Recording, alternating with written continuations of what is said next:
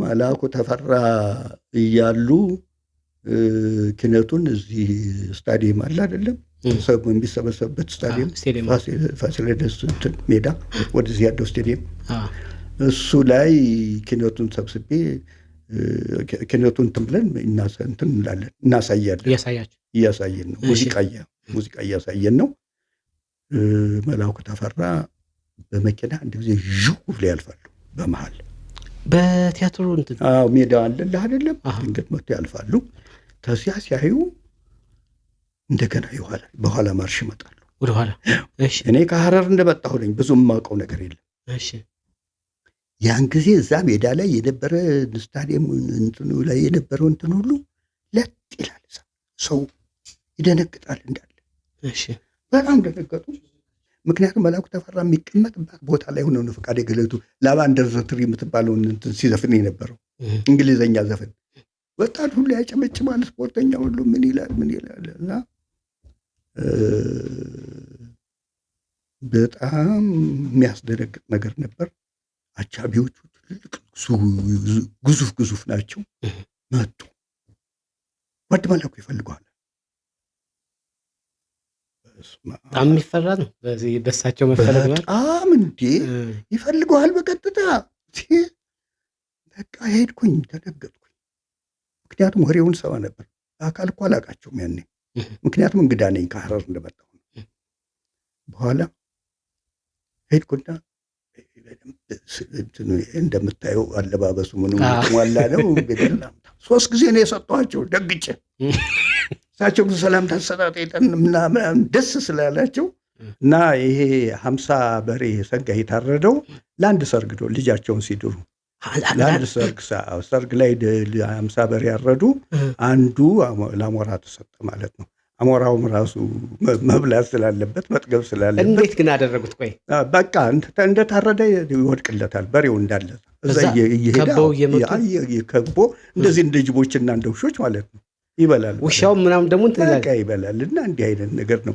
እጃቸውን ስታዩ ጥፍራቸው ተነቅሏል።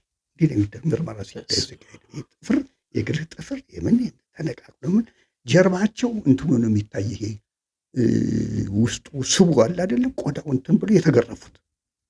እሺ በጋዜጣ ይለበለባል ገላህ እንዴ ቀልድ አይደለም እንትን እንዲል በቃ። እዛ በኋላ ያን ሁሉ አሳየኝ። ከዛ ምርመራ ክፍል ስትገባ ደግሞ እጅህ እንዲታሰራል እዚህ ውስጥ። እሺ እንትን ነገር ትታሰራለህ። አፉ ውስጥ በጣም ይገማ የሰው ደም ያለበት ምን ያህል በጣም ግማቱ የማያስቀም እንደ አፍ እስኪቀደድ ድረስ ይጠቀጥቁታል እንትን ጨርቁን ያን ጠቅጥቀው ያስሩታል። ከዛ በኋላ አንተ ምንም ማድረግ አትችልም። ወዲህ ብትል ታስረሃል፣ ተገልብጠህ ትገባለህ። እግርህ ላይ የጋለው እግርህ ላይ ውሃ ያርከፈክፉበታል። ያን ጊዜ ልክ እሳት የበላህ ነው የሚመስለው። ግሏል አይደለም እና እንዲህ ሲያሳርፉበት ቆዳ እግርህ እንዳለ ሄዳል። ይህን ሁሉ ሲያሳየኝ ዋለና ፋንታዬ የምታመን ከሆነ ነፃ ትወጣለህ፣ የማታመን ከሆነ ግን የእነዚህ እድል ነው የሚገጥመው። እያዞረ የሚያሳየኝ እንዲህ ለማድረግ ነው። እንድፈራ ነው። ፈርቼ እንደል ግፍ ነው ግን በጣም የተሰራ ሻምበል ደረጃ እስከደርስ ድረስ አታምነኝም። አንድ ጊዜ ብቻ 2 ልጆች ሲቪል ለብሰን ቢራ እየጠጣን ይረብሻሉ። እኔ ቀጭን ነኝ፣ ድመት ነው የማክለው። የማረጉ ራሱ ወደዚህ ሄዱ እንደዚህ እና ቀጭን ነኝ። አልጠረጠሩም መኮንን ነው ብለው። ከኩባ የመጡ ናቸው። ኩባ ደግሞ ትንሽ እንትን ይላሉ፣ ዘና ብለው ነው የሚመጡት። ምንድን ነው እናንተ ልጆች አትረብሹ እንጂ ምናምን ስላቸው ምን አገባህ ደግሞ ኧረ ተው። በኋላ ሲወጡ ተከትዬ ወጣሁና አንድ ባሻ አገኘሁ። ባሻ ስርና አንደኛ ጣቢያ ስራቸው ወሰዳቸው። ይሄን የማውቀው እኔ ያሰርኩት በህይወት ዘመኔ ያሁን ስልጣን ያለ አግባብ። በኋላ ማን ያሳሰራችሁ? አንድ ሲቪል የለበሰ ነው፣ ቀጠን ያለ ቀይ ሰው ወጣት ነው፣ እንደኛ ወጣት ነው።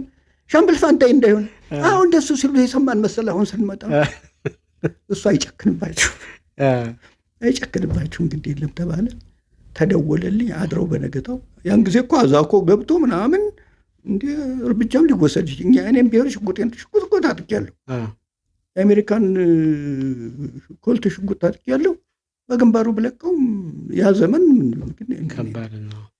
ዝም ብዬ ተሰድቤ ገቡ።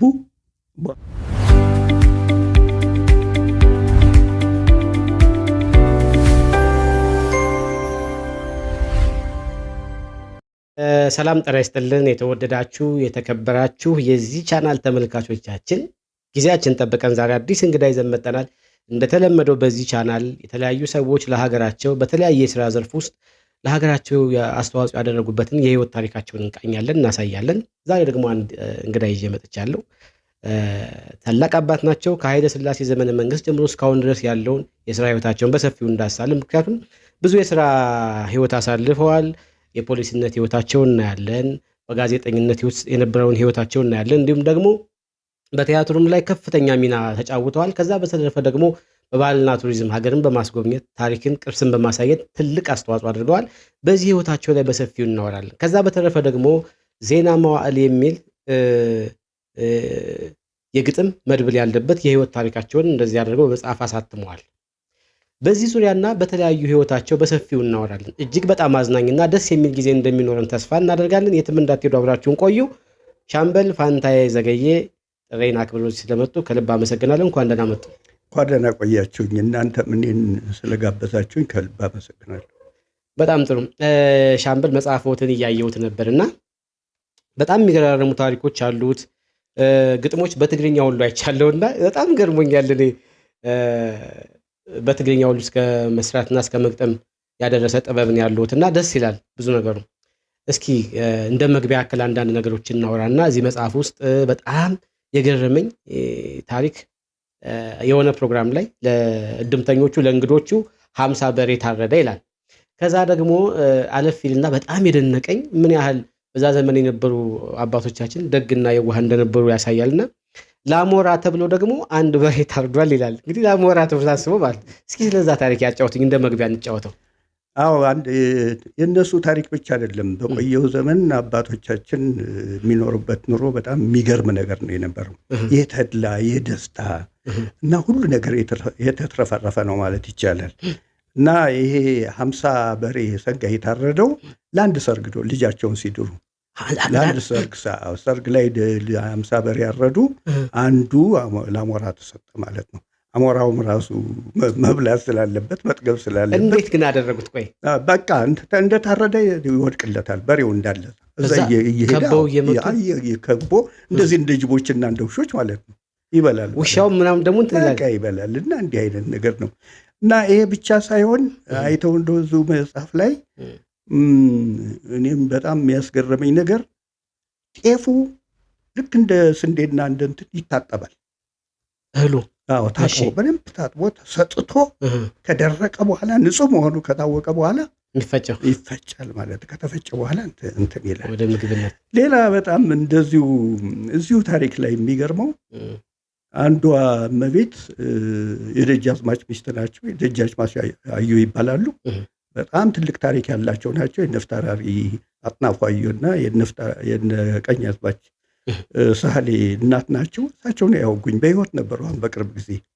እና ምንድን ነው አሉ፣ እንግዶች ይመጣሉ። 50-60 እንግዳ ይመጣል። ደጃዝማች ስለሆኑ ታዋቂ ስለሆኑ ሰውየው እና ሲመጣ ለእንግዶቹ መስተንግዶ አንድ በሬ ይታረዳል። ሲያዩት ደስ አላላቸውም። እናት ሴትዮዋ ሚስትየዋ በኋላ አልበላም ይሄን አሉ። ምክንያቱም እንደ ድርሱ እሳቸው የሚያውቁት በደንብ የሰባ የሚያምር አይነት ነገር ነውና አልበላም ሲሉ ባልዩ ስለሚያከብሯቸው አይ አንቺ ነገር ብለው ሸህር ላም የሚባል አለ ማትወልድ፣ ያችን አረዱላቸው። ያችን እንደ ልማዳቸውና እንደ ወጋቸው ተሰርቶላቸው በቃ ለእንግድነት ጊዜያቸው እስኪቆይ ድረስ ነው። በቃ እንደዚህ አይነት ነገር ነውና በጣም ብዙ ታሪክ ነው ያለው በዚህ አይነት። እና አባቶቻችን እንዲህ ነበር የሚኖሩት። በወተት ይታጠባሉ። ስለሱ ታሪክ እስኪ አሁን በወተት መታጠብ አንዱ የሀብት መገለጫ ይመስለኛል። እንዴት ነበር? እስኪ ማን ነው በወተት የሚታጠበው? ምን አይነት ደረጃ ላይ ሲደርስ ነው? የሀብት መጠኑ ልኬታው በምንድን ሲታወቅ ነው? የእኔ አያት ናቸው። የመጀመሪያው የጎንደር ከተማ ከንቲባ ነበሩ። ከንቲባ ወርቅነህ ይባላሉ። የመጀመሪያው? አዎ የመጀመሪያው ናቸው። እና አያታችን ምንድን ነው ያደረጉት? 1000 ከብት ሲሞላ በጨጓራ ትታጠባለህ።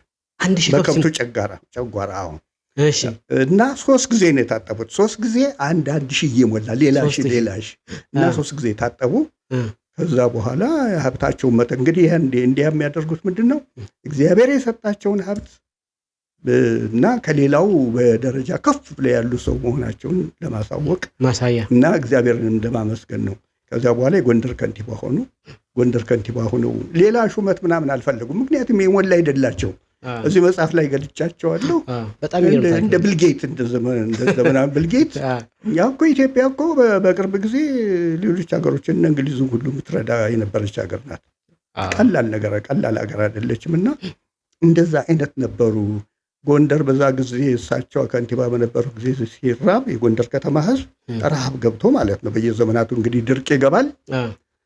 ከዛ መጥተው ሁሉን ሽጠው ለህዝቡ አከፋፈሉ። ጎመን ዘር አልቀረም ሲያከፋፍሉና እንዲህ ነበሩ። እንዲህ ያስባሉ አባቶቻችን። የእነሱ ሀብት ብቻ ሳይሆን ሀብታቸውን ከህዝብ ጋር የህዝብን ችግር ሁሉ የሚካፈሉ ስለሆነ አሁን እንደምታውቀው 40 ዓመት የሚገዙ አሉ። እነ ንጉሥ ላሊበላ ጻድቃን ናቸው፣ ትልልቆች ናቸው። እንዲህ ብለው ነበር የሚኖሩት። በጣም የሚገርም ደስ ነው ያለኝ። እንደው እንዲህ ነበር ወይ በዛን ወቅት ኢትዮጵያውያን እንደዚህ ነበርን ወይ እንድንል የሚያደርጉ በጣም የቅርብ ጊዜ ታሪኮች እርሶም እንኳን ይኸው አሁን በህይወት እያሉ ሆነው የሚያስታውሷቸው ብዙ ነገሮች ያሉበት መጽሐፉ ላይ እና እንደው አንባቢያን ይህን መጽሐፍ አግኝታችሁ ብታነቡት ደስ ይለኛል። ለሽያጭ ቀርቧል? እንዴት ነው? ቀርቧል። በቃ እንግዲያው ዜና መዋዕል ይላል። የግጥም መድብልና የህይወት ታሪካቸውን ያለበት ቢነበብ በጣም አሪፍ የሆነ ታሪክ የያዘ መጽሐፍ ነው። ከዛ በተረፈ ሻምበል ወደሆነ እስኪ እንትን ልውሰዶትና እንደው ዘመንን ካስታወሰ ብዬ ነው እና እንደው ይሄን ነገር ያዩታል እስኪ ይትና እንደው በእርሶ ዘመን ምን ነበር እንዴት ነበር የሚለውን ነገር እስኪ እንየው። እሺ አስታወሱት? ምንድን ነው በደርግ ሰዓት የነበር 10 ብር ነው እና እንደው ይሄ 10 ብር አሁን አልበሜ ላይ ሳገኘውና ከእርሶ ህይወት ጋር እርሶን ዛሬ ኢንተርቪው እንደማደርግ ሳስብ ለምን በዚህ ጉዳይ ትንሽ አያጫውቱኝም ብዬ ነው። ተመልካቾች ይሄ በደርግ ሰዓት የነበረ 10 ብር ነው። ይሄኛው ደግሞ በደርግ ሰዓት የነበረ 1 ብር ነው። ሁለቱንም ይዩትና እስኪ እንደው በእርሶ ዘመን እነዚህ ብሮች ምን አይነት ታሪክና ዋጋ ነበራቸው የሚለውን ነገር ለማየት ያክል ነው። እስኪ ስለዚህ ብር ያወሩኝ። በዛ ሰዓት ምን ያህል ነበር ይሄ ብር? ውድነቱ ምኑ እንዴት ነው እስኪ? አዎ እንደዚህ ስፌት ይዞ እንትን እረኛ ነው የምታየው አይደለም? እሺ ስፌት ነው መሰለኝ ስፌቱን እና 50 ብር ወደ ብሩ ኳሊቲ ነው ቫልዩ እንሂድና 50 ብር ማለት እናቴ ያን ጊዜ መንዘራቸው 10 ብር ብዙ ነገር ነው የምትገዛበት፣ በጣም ብዙ። 10 ሳንቲም ራሱ 3 ገብረ ማርያም ጎኔ የሚባል ዳቦ ነበረ ጎንደር ውስጥ። ማን ገብረ ማርያም ጎኔ ዳቦ ነው፣ 3 ነው፣ ትልልቅ ነው። እሱን ትገዛለህ። በ10 ሳንቲም በራድ ሻይ የሚባል አለ ከነ ጓደኞች 4-5 ሆነ በ20 ሳንቲም እንግዲህ በቃ ተንበሻብሻችሁ ያለ ነገር ነው። እና 50 ብር ደሞዝ ያለው ሰው ያኔ ዘንጦ ነው የሚኖረው። በቃ አሁን በዛ ሰዓት ስራ ነበሩት? እርሶ ስራ ላይ ነበሩ? በእርግጥ እንደ ስራ ላይ ነኝ። ምን ያህል ነበር ደሞዝዎት? መጀመሪያ ወደ 60 ብር አካባቢ ነበር። ከዛ በኋላ 100-120 እያለ ሄደ እና በዛ ጊዜ እኮ ልብሳችን በደንብ ለብሰን እቁብ እየጠጣን ምን እያል በ50 ብር እና በ60 ብር ብዙ ታሪክ ነው ያለውና ምን ብዬ እነግርሃለሁ። ጎንደር ውስጥ ራሱ ፉል አሁን 100 ምናምን 140 150 የምትሉትን በ20 ሳንቲም ነበር የምንበላው። ቅቤ ከሌለው የሚነካው የለም፣ ማንም አይነካውም በዛ ሰዓት። አዎ አንድ አረብ ነበረ ቅቤውን በደንብ እንደዚህ አሁን ክትፎ እንደሚበላው ማለት ነው እሱን ነገር ይለቅበታል። ወፍራም ዳቦ ይቀርባል። ያንን ብላ አትጨርሰውም አንተ ከጓደኛ ጋር ነው የምትበላውና ያን ከእንትን ብለህ 20 ሳንቲም ነው የሚከፈለው በ15 ብር በ15 ብር በወር ኮንትራት ማለት ነው ትበላለህ። 15 ብር ትከፍላለህ። አይ ወጥ ነው ቅልጥም ከሌለው ቅቤ ከሌለው አልከፍልም። አቤት ጉድ! እስኪ እንደው ከዚህ ጋር ተያይዞ አሁን ይሄ 1 ብር ነው እና ይሄ 10 ነው ይሄ 1 ነው እና ተያያዥ የሆነ ታሪክ ይኖረውታል ወይ? አበድረውት ወይ ተበድረው ወይ የሆነ ነገር ሆኖ ከብሩ ጋር ምን ያህል ዋጋስ ነበረው? አሁን ዋጋውን እንኳን እያወራን ነው። ከዚህ ጋር ተያይዞ ታሪክ ካለ እስኪ እንደው እናንሳና እንጫወት። ማለት ብድርና እንትን ነው በቃ ማንኛውም ነገር አው በዛ ጊዜ ብሩን ለማግኘት በጣም ይከብዳል። ከባድ ነው። ስለሚከብዳቸው ሰዎች በሁሉ ነገር ዝም ብሎ በርካሽ ነው የሚሸጥ የነበረው እና ማበደርም መበደርም ያለ ሆኖ ሌላ አይነት ነገር ቢበዳደሩ ነው የሚሻለው በብሩ ለውጥ። ምክንያቱም ብር በጣም ውድ ነው በዛ ጊዜ። ስትሰራበትም እንደቀድም እንደነገርኩት ቫልዩ አለው እና ያው ትበዳደራለህ ለጊዜው፣ ያንን ደግሞ እንደምንም ብለህ ትመልሳለህ ማለት ነው። በዚህ መንገድ ነው እንትን የሚለው። በጣም ጥሩ ደስ ይላል። እንደው እንደ መግቢያ ያክል ይሄን አውራ ብዬ ነው እንጂ አሁን ወደ ዋናው እስኪ እንግባና ሻምበል የተወለዱ የታደጉ እስኪ እንደው ስለ ተወለዱበት ቦታ ማህበራዊ ህይወቱ፣ ባህሉ፣ ታሪኩ እንዴት እንዳደጉ እንዴት እንደነበር የዚያን ጊዜ ዘመን የእናንተን ህይወት እስኪ ያጫውቱኝ። የት ነበር? እንዴት ነበር?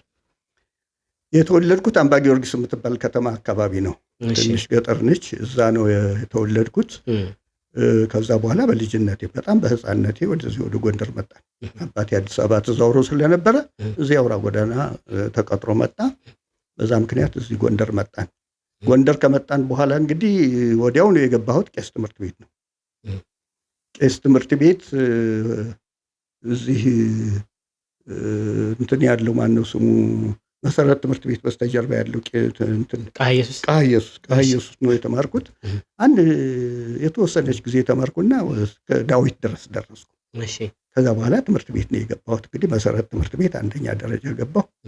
ሁለተኛ ደረጃን ፋሲለደስ ነው የተማርኩት። በዚህ አይነት ነው እና ብለን እየተደሰትን እየተጫወትን። አስተዳደጉ እንደው እንዴት ይመስል ነበር? እንደው አስተዳደጋችን ማህበራዊ ነው። በጣም ደስ ይላል። ሁሉ ሰው ነው የሚያሳድግ፣ ሁሉ ሰው ነው የሚበላ፣ ሁሉ ሰው ነው የሚቆነጥጥ፣ ሁሉ ሰው ነው እንትን የሚገባገብህ እና በቃ ዓለም የሆነ ኑሮ ነው የነበረው። መዝናናት ስንፈልግ ፒያሳ እንመጣለን።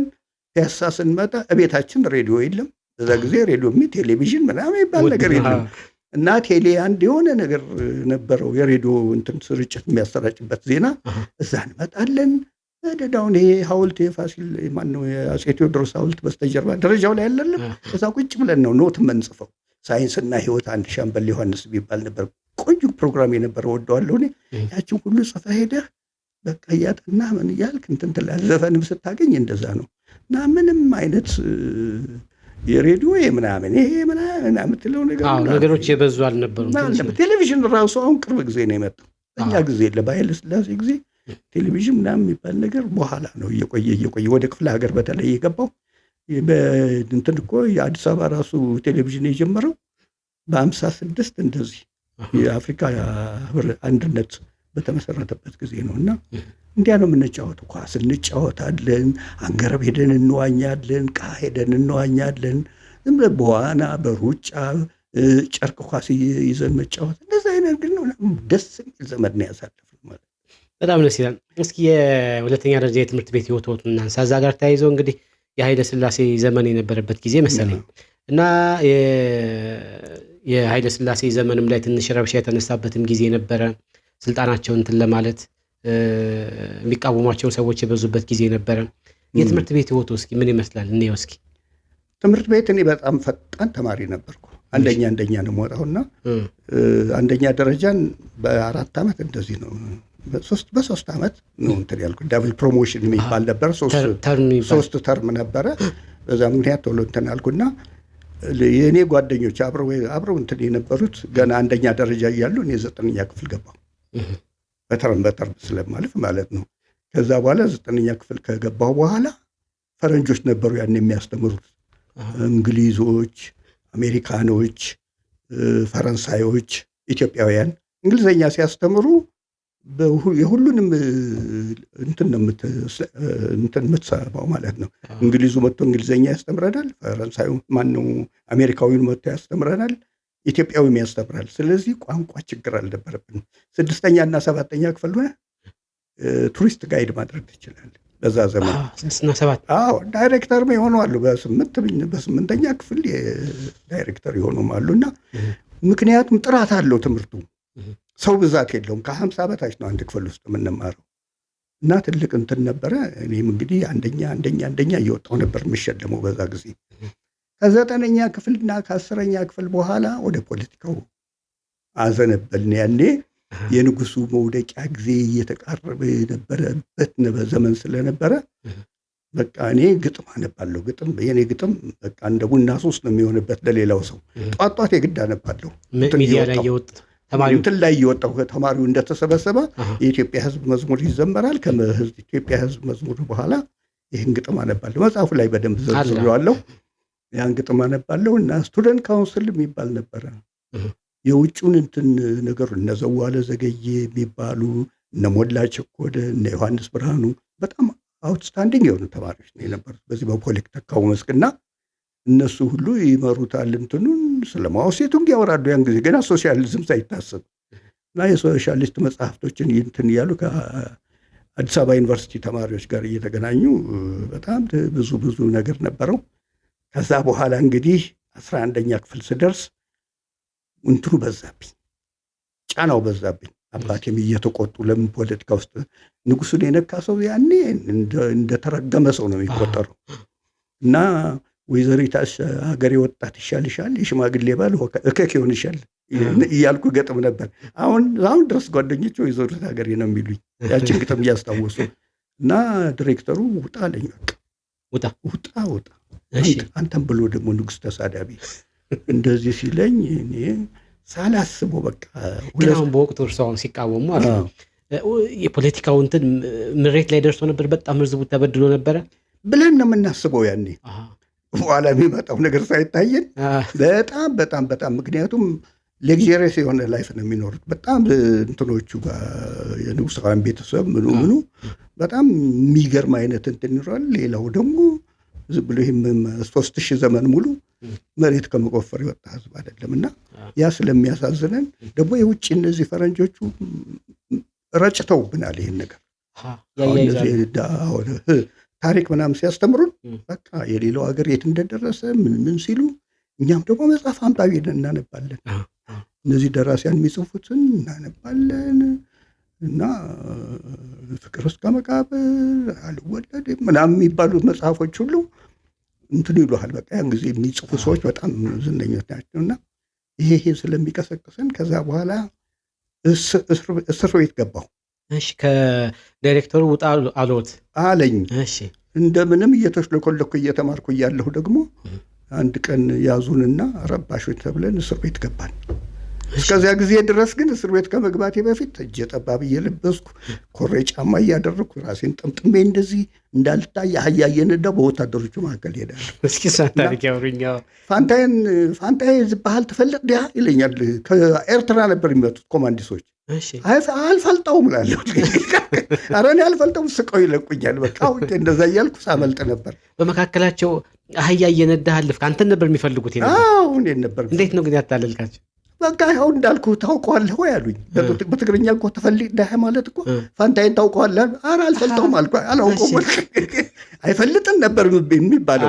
አልፈልጠውም አልኳቸው። በኋላ ስቀው አሳለፉኝ፣ ሄዱ በቃ። ከዛ በኋላ በሌላው ቀን ስንረብሽ ተገኘን። እስር ቤት ገባሁ። እስር ቤት ገብቼ የአንድ አሁን ስሙ መጥቀስ አልፈልግም የአንድ ሀብታም ልጅ ሲለቀቅ እኔን አቆዩኝ። ተለቀቁ? አልተለቀኩም። እዛው እንድቆይ ተደረገ። የሀብታሙን ልጅ ለቃችሁ እኔን ለምን ታቆየኛላችሁ ብዬ እንትን ስል አልወጣም አልኩኝ። እዚሁም እወጣለሁ አልኩኝ። በኋላ እዛ የነበረው 100 አለቃ በጣም የተማረ ነው፣ በጣም ጎበዝ ነው። መከረኝ። ምን አለኝ ከቦታው ዞር ብትል ይሻልሃል እንጂ አልወጣም ብለህ ዕድሜ ልክን እዚህ መታሰር የለብህም አለኝ። ሲመረኝ ፖሊስ ተቀጥሬ ሳልፈልግ ወደ ፖሊስ ህይወት ልንገባ ነው። ከዛ በኋላ ወደ ፖሊስነቱ የገቡት ሙያውን ወደውት ሳይሆን ባለው ሁኔታ ተማረው። በተአምር ከኔ ጋር አይገናኝም። በሐሳቤም በህልሜም የለም። መምህራን ማሰልጠኛ ተፈትኜ ትቼዋለሁ። ባህር ኃይል ኮሌጅ ነበር፣ ናቫል ኮሌጅ ይባል ነበር ያን ጊዜ። እዛ ተፈትኜ ሁሉ ትቼዋለሁ። ምክንያቱም በጣም ጎበዝ ነኝ እኔ። ስለዚህ ያን ሁሉ ትቼ ትምህርቴን ተምሬ ሰው ሁሉ የሚጠብቀኝ ጥሩ ዶክተር፣ ጥሩ ሳይንቲስት ይሆናል ብሎ ነው የሚጠብቀኝ የነበረ። ነገር ግን ያን ተውኩልና ፖሊስ ተቀጥሬ በ1964 ዓመተ ምህረት ደቀ ማሪ የሚባል ሀገር ሄድኩ። እንዴት ነው አሁን የፖሊስ ህይወቱ፣ ስልጠናው፣ ሂደቱ ከገባ በኋላስ ምን አይነት ስሜት ፈጠረ? በሱ እንየው ደግሞ። ዋው እዛ ስትገባ በእውነት ውትድርና ማለት ትልቁ አስቸጋሪና መከራ የሚሆነው ስልጠናው ነው። ስልጠናው በጣም አስቸጋሪ ነው።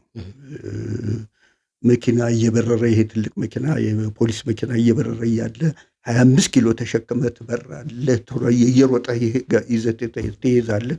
ከዛ በኋላ አብረህ ትወድቃለህ። ከመኪናው ትወረወራለህ፣ ትወጣለህ፣ ምን ትላለህ።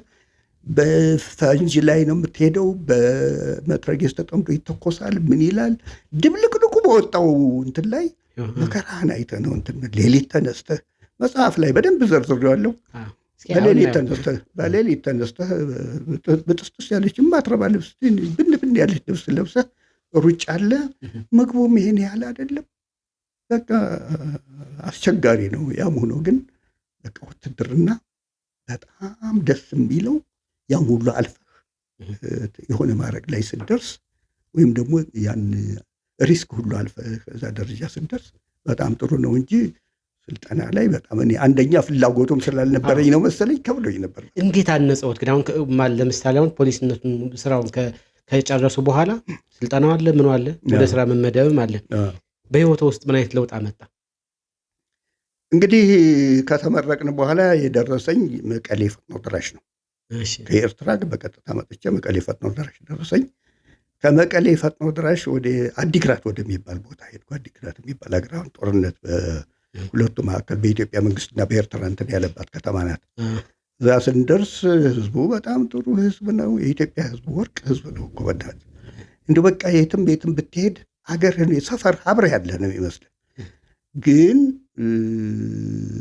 ከፍላጎትህ ጋር ስለማይሄድ እኔ ፍላጎቴ ምንድን ነው ተመርቄ ከወጣሁ በኋላ ከጓደኞቼ ጋር የተመካከር ነው ምንድን ነው በረሃ ለመግባት አርማጭሆ መተን ለመግባት። የጎንደር ልጆች ናቸው ወደዛ ሄድ። ምን ለማድረግ በረሃ ገብቶ ምን ለማድረግ? ማሻፈት በቃ ከሌላ አካል ጋር ወታደሮች ናቸው።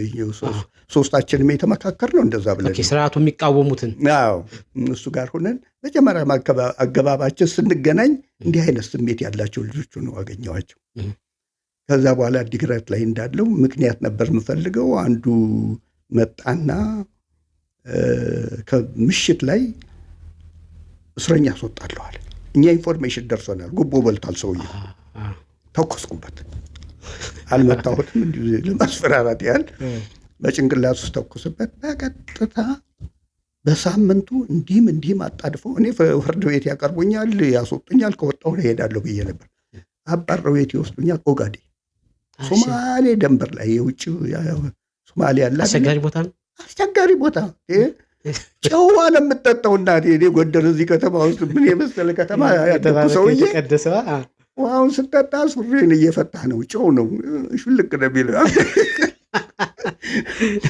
እና እኔ እንደዛ መኖር አልቻልኩም። በቃ ጭራሽ መኖር አልቻልኩም። ወደዛ እንዳልሄድ ደብዳቤው ተጽፎ አደገኛ ልጅ ስለሆነ አደገኛ ወታደር ስለሆነ ሊያመልጥ ይችላል እና በደንብ ተቆጣጠሩት ይላል። ያን ደብዳቤ ይዤ ሄድኩት። እኔ ነኝ ታሽጎ ነው የተሰጠኝ። ታማኝነት አላየ ቀዶ ማየት የለም።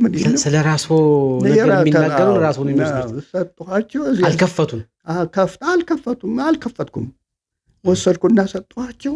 አዩ፣ አዘኑልኝ። በኋላ ምስጢሩን ነገሩኝ። ወዲህ እንትን እንዳትል ተባልኩ።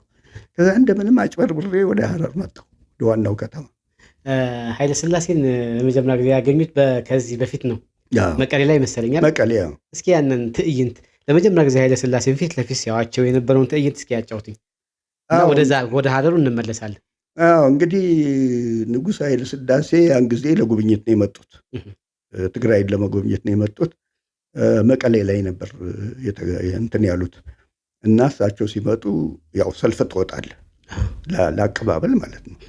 ፖሊስም ጦር ሰራዊትም ወጥቷል። እኛ ተመርቀን እንደመጣን ገና እንግዶች ነን። እዛ መጣን። እዛ ይመጣሉ ተብሎ ቢታይ የለም። ፀሐይ ይቀቅለናል። ወታደር እንዴት ነቅነቅ ምናምን የለም። በዚህ ላይ ቢጠመጥምብህ ዝም ብለህ ማየት ነው እንጂ እንደዚህ ቀልድ የለም እናቴ። እና አንዳንዱ ፀሐይ ሲመታው የዋለው የሚወድቅም አለ።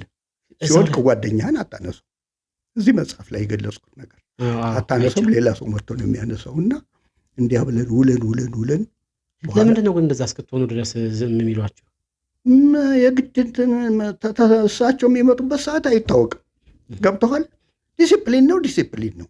የወታደር ዲሲፕሊን እኮ ቀልድ የለውም። እና እንደዛ ውለን በኋላ መጡ ተባለ።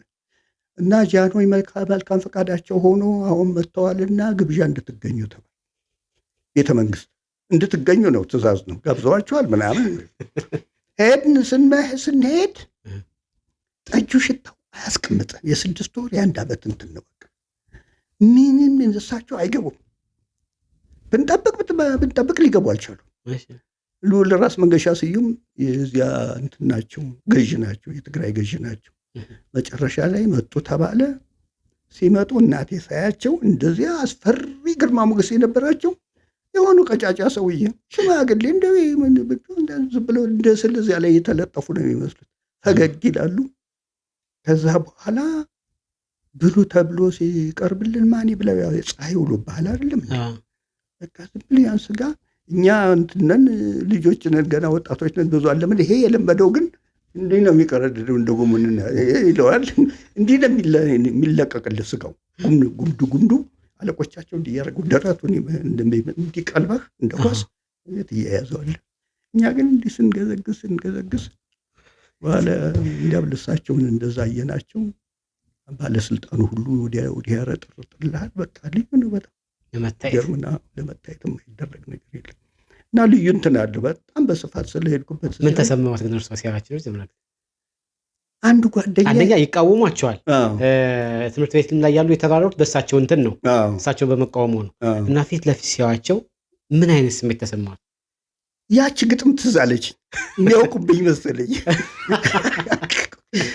ተነግሯቸው ምናምን ነገር ወይዘሪት ሀገሬ እንደው ልክ ታትሞ እንደወጣ እንደ መጽሐፍ ነገር እንደው እሳቸው የሚያውቁ ደግሞ ይፈራሉ። አየህ የሆነ እንትን አላቸው፣ መለኮታዊ የሆነ ነገር ስላለ ያውቃሉ ምናምን የሚባል ነገር ስላለ እንደው ምናልባት እያልኩ ሳብሰለስል አንዱ ድንገት በዛ አካባቢ ግን አንተ እናስኪ ቢባል በቃ አለቀም። በኋላ አንዱ ነው የሚገርምሃል፣ አንዱ መጣና እኒህ ሰውዬ ሲያሳዝኑ አልኩኝ። እንዲሁ ዝም ብዬ እንትናቸውን አይቼ ሰውነታቸውን አርጅተዋል፣ ወደ 80ዎቹ ምናምን ያሉ ናቸው። ሲያሳዝኑ ዝም ብለን እንግዲህ ራቅ ብለን ነው የምንቀመጠው። አንዱ ብቻ ነው አጠገቤ ያለው። ሳያስቡት ነው ያወጡት ይህን ቃል። እንዲሁ ዝም ብዬ ቀስ ብዬ ሲያሳዝኑ አልኩኝ፣ ለዚህ ለጓደኛዬ ስለሆነ። ይሄ ደግሞ ይሄ ሰው በላ ምን ያሳዝናል። እነ መንግስቱ ነዋይን እነዚህ በላይ ዘለቀን የበላ ተርፍም ፋስ በላል ያስፈጀን። እሱም ገባውና ዝም ማለት ነው። እኔ ያዘንኩት በቃ ይቺ ሀገር ተስፋ አይኖራትም የሚል በዛ በልጅነት እንትኔ እና እዛም ደግሞ ፖለቲካ ትምህርት ይሰጡን ነበር። የህገ መንግስትን ነገር አስተማሪዎቹ በጣም ደበላ ዲንሳ የሚባል ኮሎኔል ደበላ ዲንሳ የደርግ አባል የሆኑት በዛ ጊዜ ህገ መንግስት ያስተምሩን ነበር። እና የኃይለ ሥላሴ ቤተሰቦች የንጉሳውያን ቤተሰቦች ገና ሲወለዱ አንዳንድ ጋሻ መሬት ይሰጣቸዋል። ዘንጠው ነው የሚኖሩት። መኪናው፣ ሾፌሩ ምኑና አለምንም ኬክ ከውጭ እያመጡ ነው የሚበሉት። ለወታደር ምን ይሰጣል መሰለህ? አንድ ልጅ ስትወልድ 2 ብር ጭማሪ ይደረጋልሃል እንደ ደሞዝ። ይህም ሁሉ ይነግሩን ነበር ታውቃለህ። በየሄድኩበት ይሄ ቶሎ ብለው ፖለቲካ ነገር ነው ጭንቅላቴ ውስጥ እንትን የሚል እና እንዲያ ሲል ያን አይቼ ደግሞ እሳቸውን ፐርሰናሊ ሳያቸው ያልኩኝ የተለያየ ነገር ነበር ማለት ነው የሚወራው። እና እሳቸው ጋር ያለው ሰውነታቸውን ስታየው እንትን ነገር ነው። ያው ስርዓቱ አይደለም። ሌላው ግን እንዲህ ያረጥርጥልሃል። ጄኔራል ሁሉ ምናምን ልክ ሙክት ነው የሚመስሉ ሰንጋ የተደረገ ሰንጋ ሆዱ ዣብ ይላል። በቃ እንደዛ ነው የነበረው። እሳቸውን ያየሁበት አጋጣሚ እንደዛ ነው እልሃለሁ። እስኪ ሀረር ላይ ነው ያቆምነው። ወደ ሀረሩ እንመለስና እንቀጥላለን። ሀረር ገቡ ተመድበው? አዎ ሀረር ገባሁና እንትን ብዬ ነው ተመድቤ አይደለም። ልታከም በሕክምና ልሂድ ብያ እንትን እዛ የነበረው ሐኪም አዘነልኝና በትምህርት የጎበዝ እንደነበርኩ ሲያየው ምን ሲል አምልጣን ተባለና ልክ ሪፈር ጻፈልኝ ከውጋዴ ወደ ሀረር። ሀረር መጣሁና ሂድ ሲሉኝ ሬሽን የሚባል ነገር አለ። ሬሽንን እየተቀበልኩ ሁለመናን ይዤ ሾልካለሁ። ደሞዜን ተቀብዬ ሾልካለሁ። መጨረሻ ላይ ወስዶ አሰሩኝ። እስር ቤት ገባሁ። ግዳጅ ሳይሄድ ቀረ ተብዬ። ከዛ ሻለቃው ጋር ቀረብኩ። ለምንድን ነው እኔ ከእስር ቤት አሰሩኝ እና በሩ አልተቆለፈም። ብቻዬን ነው የታሰርኩት። ማታ ወጣሁና ዳንስ ቤት ገባሁ። ሙዚቃ ወዳለሁ። ዳንስ ቤት ገብቼ ስለንስ እነኚህ ሚሊተሪ ፖሊሶች ያዙኝና ሻለቃው ጋር ጧት አቀረቡኝ። አውቀውት ነው እንደው ዝም ብለው አውቀውኝ ነው መጥተው ሲያዩ የለሁም ከእስር ቤት ወጥቼ እኮ ነው ዳንስ ቤት የገባ። ከዛ በኋላ ሻለቃው አቀረቡኝ። ሻለቃው ለምንድን ነው አንተ የወጣውና እስር ቤት ታስረህ እንትን ያልከው? ረኔ ጌታዬ ሙዚቃውን ስሰማው በቃ እንትን አልኩኝ። እነሱ ደግሞ ወይ አልቆለፉትም፣ እኔም ብቻዬን ነኝ፣ ምን ላደርግ ብዬ ሰደባቸው እነሱን። የእነሱም ክፍተት ወጣት ልጅ ነው አጠብቅ ወይ አልጠበቃችሁት ወይ ከውጭ አልዘጋችሁት ምን ያደርግ ልቀቁት። ፈነሳ ላይ ለቀቀ። ከዛ በኋላ እዛው ሀረር እንዳለሁ እኔም ሳልሄድ ሹፌር መካኒክነት ኮርስ መጣ ወደ አዲስ አበባ ተዛውሬ ሄድኩ ለ3 ዓመት ትምህርት። ቀረ የውጋዴ ነገር የሚያስፈታው ነገር ቀረ እልሃለሁ። አዲስ አበባ ገቡ። ከአዲስ አበባ ደግሞ ይመስላል። ከዛ አዲስ አበባ እንግዲህ ሾፌር መካኒክነት ተማርኩ። እሱንም አልፈለግኩትም። ምንም የምፈልገው ነገር የለም እኔ እና እዛ ደግሞ በፖለቲካ ብዙ መጽሐፍ አንባቢ ነኝ። ሊቀመንበር ሆንኩ የውይይት ክበብ የሚባል ነገር። እዛ በሙሉ በየክፍለ ሀገሩ የመጡት እንትኖችና ጀነራልና አለቆቻችን ትልልቅ ባለስልጣኖች ሁሉ አለበት። እኔ አንብቤ ያነበብኩትን ነገር ሁሉ አስረዳቸዋለሁ። እዛ ስራ ላይ ማንም ብዙ አይቆጣጠረኝ። አንድ ኮሎኔል ብቻ ነበሩ በጣም የስራ ዲሲፕሊን ያላቸው። እሳቸውም ዝም ብሎ ያኮርፉኛል። እንዲያ እያልኩኝ ያው ተመርቄ ወጣሁ። ሾፌር መካኒክም ሆንኩ። እንትንም ሆንኩኝ። ሰሩበት እዛ ላይ እያለሁ ወደ ጎንደር መጡ። ከመመረቃችን በፊት በአንድ ትሪፕ እዛ ላይ የሰለጠነው ሰዎች ወደ ጎንደር መጣን ለስራ ጉዳይ። ጎንደር መጣንና እዚህ ደርሼ ብዙ ቤተሰቦቼን አይቼ ጓደኞቼን ሁሉ አስተዋወቄ ተመልሼ ስሄድ አንዱ ሜሶን ትገባለህ ይለኛል። ሜሶን ማለት መላው ሶሻሊስት ንቅናቄ የሚባል እና ኃይሌ ፊዳ ይመሩት የነበረ ፖለቲካ ድርጅት ነው። እኔ እዛ ውስጥ መግባት አልፈለኩም። ገብቶሃል? የመንግስት ተቃዋሚ ነው። የመንግስት ተቃዋሚ ከመንግስት ጋር የተለጠፈ ነው የሚባለው በጊዜው። ተቃዋሚ ሆኖ እንደ ኢህአፓ በጣም ዝነኛ ነው። በጣም ከፍተኛ ሰዎች ያሉበት ነው። ነገር ግን ከመንግስት ጋር ሆነን መንግስትን እየደገፍን ነው አብዮቱን እንትን የምናካሄደው የሚል ነገር አለው። ይህን ነገር ነው ያልደገፍኩ። ኢህአፓም አልደገፈውም ይህን ነገር እና አዲስ አበባ ስደርስ እዚህ ያለው ጓደኛዬ ነው ተልኮ የመጣው። እሱን መልመለው ተብሎ እና እንትናችሁን ስጡኝ አላቸው። ያ ጊዜ ደንብ አላቸው። ደንባቸውን ስጡኝና እሱን አንብቤ ልገባልህ እችላለሁ አልኩት። አነበብኩ። አይ አልፈልግም አልኩት። አዲስ አበባ ስደርስ ታሰርኩ 5 ቀን ከፖለቲከኞች ጋር ምንም ማን እንዳሰረ በማታውቀው አዲስ አበባ ላይ ታሰርኩ። ከታሰርኩ በኋላ ያው ጓደኞቼ ሊቀመንበር ስለሆንኩ ብዙም የሰራሁት ነገር ስለሌለ ጥያቄ አቅርቦ ምን ብለው ተፈታሁ። ተፈትቼ ጨርሼ ወደ ሀረር ተመልሼ ሄድኩ። ምድብ የሀረር አይደል? እዛ ነው ተመልብዬ የመጣሁት እንትን እንድል ሀረር ገባሁ እልሃለሁ። አሁን በፖሊስነት እንትን ነው የሚያገለግሉት? በፖሊስነት በጋራጅ ውስጥ ገብቼ እያገለገልኩ ነው። ፖሊስ ጋራጅ ገብቼ እየሰራሁ እያለሁ አሁንም አልለቀቀኝም። ከኖ ያን እንትን ሳይልል ወደኋላ ልመልስህና አዲስ አበባ እንዳለሁ በኢህአፓ ተመለመልኩ። ኢህአፓ ሳየው ድርጅታዊ አወቃቀሩ፣ የትግሉ ሂደቱ፣ ምኑ ሁሉ በጣም እንትን ነው። ፖሊስ ሆኜ ነው እንግዲህ ይታይ። የመለመለኝ ደግሞ ፖሊስ ነው ራሱ። እዛው የመንግስት ተመለመልኩ። ከዛ በኋላ ማታ ተግባራት ትምህርት ቤት እማር ነበረ። እቺ 11ኛ ክፍል ሆኜ አይደል ተቀጥሬ ሄድኩት። 12ኛ ለመፈረድ ተግባራት ትምህርት ቤት እየተማርኩ እያለሁ በፖሊስ መኪና ላይ መርቸዲስ መኪና እነዚህ ፓምፕሌቶችን ጭንና ማታ ታርጋውን ፈትቼ ያንን እንትን ሲያግለበልበው ወረቀቱን ፓምፕሌት ማለት ነው ተቃውሞ ደርግን የሚቃወም እንትን ያው እንትን ይላል። እንዲያ ሳደርግ ተመረቅኩና እንደዛው ተመልምዬ ሄጄ እንገባሁ። የሚገርም ነገር ሰርክል ዲስከሽን የሚባል ነበረ። ሶስቱ ነህን ነው ስለ ኢህአፓ እንትን የምታጠናበትና እዛ ያለው ውይይት የምናደርገው እነዚህ ሰዎች ከቤተ መንግስቱ አጠገብ ነው። የፖሊስን መኪና ቤተ መንግስቱ በር ላይ አቆመዋለሁ እንድታመን። ከዛ በኋላ ደሰሳ ጎጆ አለች። እዛ ውስጥ ገብተን ደርግ እንዴት እንደመጣል እንዳለብን፣ ምን መሆን እንዳለበት፣ ሰፊው ህዝብ እንዴት መሆን እንዳለበት የምንወያየው የቤተ መንግስት እንትኖች አሉ እኮ አጠገባችን። እንዲህ አይነት ድፍረት ነበርና ያኔ ብንገኝ እኮ በቃ አንዱ ቢጠረጥር እዛው እንዳለን የሚያደርገናል። ከዛ በኋላ ሐረር ሄድኩኝ። ሐረር ስሄድ ትንሽ እንደቆየሁ ያ ጥቆማ መጣ። የትኛው? የሀፓ መሆኔን ተደረሰበት። የሀፓ መያዝ ጀመረ። እየገባ ነው እንትን እያለ በዛ ጊዜ ብዙ ሰዎች ናቸው። ብዙ የባለስልጣን ልጅ የለም። የመንግስቱ ኃይለማርያም ወንድም ሁሉ ኮሎኔል ነው።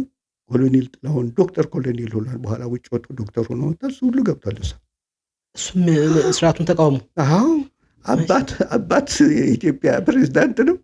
ማነው ወንድም ታናሽ ወንድም ደግሞ የሀፓ ተቃዋሚ ነው። እንዲህ ነው እኮ የነበረው ነገር ሁሉ። ከዛ በኋላ አንድ ቀን መርማሪ ፖሊስ ጠራኝ። እርቦናል፣ ጋራዥ የሚሰራ ሰው ታውቃለህ፣ በጣም ነው የሚርብህ፣ ከባድ ብረት ነው የምታነሳው። እንደዛ ተሰቃይተን እያለን ወደ ምሳ ሄደ። ምሳ ለመብላትና ትንሽ ለማረፍ ነው የምትለው። ፋንታ ይፈልጋለሁ አለኝ። እዛ ውይይት ክበብ ላይ የምመራው 50 አለቃ ነው።